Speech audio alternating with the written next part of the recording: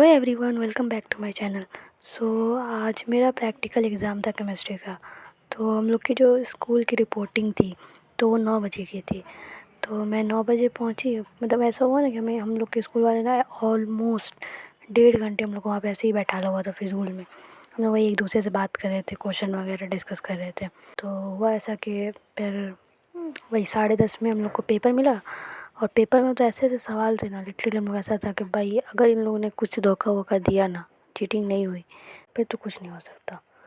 Because एक भी question हम लोग को लिटरली नहीं आता था उसमें से, एक भी नहीं। तो पता है हम लोग को सेट वाइज पेपर मिला था, 1 2 3 ऐसा सेट था। तो सेट वाइज ही सारे बच्चों को ना अलग अलग क्लास में भेज दिया गया था। फर्स्ट सेट वाले को एक क्लास में, सेकंड वाले को एक क्लास में, थर्ड सेट वाले को एक क्लास में। तो फिर उसके बाद हुआ क्या कि थोड़ी देर बाद टीचर आते हैं, फिर उसके बाद सारी चीज़ लिखवाना स्टार्ट कर देते हैं। फिर वैसे ही खुलेआम हम लोग की चीटिंग हुई। सब टीचर नहीं लिख पाया, सीबीएसई की तरफ से आंसर शीट मतलब जो आती है वो आई थी। तो उसके बाद हुआ कि थोड़ी देर बाद एक पता चला कि एक्सटर्नल जो था वो आ चुका था। फिर उसके बाद हुआ क्या कि सबको रोल नंबर वाइज बुलाया जा रहा था। तो फिर मेरी टर्न आई। तो एक्सटर्नल के पास जब मैं गई, मतलब एक्सटर्नल के सब सामने पूरा अच्छे से पूरा सारी चीज़ खाने पीने की रखी हुई थी। और वो चाय पी रहा था। जब बैठे थे तो वो चाय पी रहा था। तो उसके बाद हुआ कि वो फिर उसके बाद वहाँ से उठ के आ गया, लेकिन उसकी एक वहाँ पे बैठा हुआ था वो। फिर वो उठ के आया और हम लोग को भी लेकर आया। एसिड उसने बनाया कुछ कुछ डाल के। फिर उसके बाद कहता है कि बताओ इस एसिड का क्या नाम है। तो हम लोग को पता नहीं था, हम लोग शक्ल देख रहे कि क्या पूछ रहे हैं। तो हम लोग को आइडिया भी नहीं था कि भाई ये पूछेगा। फिर उसके बाद हम लोग नहीं बता पाए। तब हम लोग ना 4 4 लोग जा रहे थे, 4 4 5 5 लोग इस तरह से जा रहे थे। और सबसे पूछ रहा था, मतलब ऐसे ही होता है कॉमन जो बताते हैं। तो कोई कुछ नहीं बोला। फिर वो जो एसिड का कलर था ना वो पिंक कलर का था। तो फिर बोला ये पिंक कलर का क्यों है। तो फिर उसके बाद कोई कुछ नहीं बोला, तो हम सब चुप थे। तो ऐसा हुआ ना कि उसने हम लोग से कहा कि है ना, जाओ ये जो ये चीज़ है ये लेकर आओ, हाथ दिखा के कि ये लेकर आओ ये लेकर आओ। तो हम लोग लेकर आए। फिर कहते बताओ इसका नाम क्या है। तो हम लोग शक्ल देख रहे कि भाई ये क्या पूछ रहे हैं। हम लोग तो बुक का पढ़ के गए थे, वो भी हम लोग सोचे थे मुझसे पूछेगा कि बताओ किसमें कंफर्टेबल हो, क्योंकि बाकी सबने तो ऐसे ही किया था। तो उसने नहीं पूछा। तो फिर उसके बाद हम लोग चुप थे, कुछ कुछ भी नहीं बोले यार। फिर उसके बाद चलता है जाकर, फिर वहीं जाके हम लोग वो जहाँ बैठा था वहाँ पे बैठते हैं। फिर हम लोग वहाँ सामने बैठते हैं उसके। तो फिर उसके बाद हम लोग की फ़ाइल प्रोजेक्ट जो भी था वो सब देखा। और उससे सवाल करना स्टार्ट किया। तो उससे सवाल कर रहे थे तो उससे तो हम लोग बता दे रहे थे।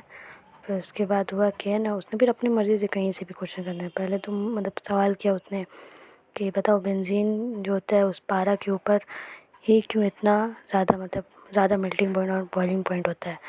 तो मैंने बता दिया कि सिमेट्री की वजह से। तो फिर पूछता है बताओ सिमेट्री क्या होता है। तो वो भी पता था, तो वो भी मैंने बोल दिया कि सर ये होता है।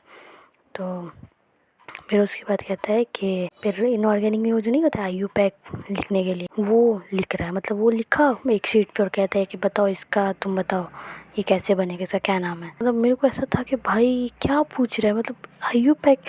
इसको तो मैंने मतलब लिटरली मैंने सोचा भी नहीं था कि ये पूछ भी सकता है। मुझे लगा था कि हाँ वही रिएक्शन में क्या पार्टिसिपेट करता है या हो सके जो 3 4 मशहूर नाम है वो सब। मैं तो सिर्फ और सिर्फ ऑर्गेनिक पढ़ के ही गई थी। तो मैं मतलब कोई नहीं बताया बेसिकली, उसका आंसर कोई भी नहीं दिया। बिकॉज मोस्टली लोग या तो फिज़िकल केमिस्ट्री पढ़ के गए थे या तो ऑर्गेनिक पढ़ गए थे, इनऑर्गेनिक नहीं पढ़ गए थे। इनऑर्गेनिक में ही से वो ज़्यादा क्वेश्चन कर रहा था। और इनऑर्गेनिक मैक्सिमम चीज़ यानी रटने वाली, इंसान याद करता है भूल जाता है। और जो जो रटने वाली चीज़ है ना वही पूछ रहा था वो। फिर उसके बाद बस इतना ही हुआ। मतलब ऐसा था ना कि जो सॉरी बोल रहा था सर सॉरी नहीं पता, उसको अलग बेइज्जत कर रहा था।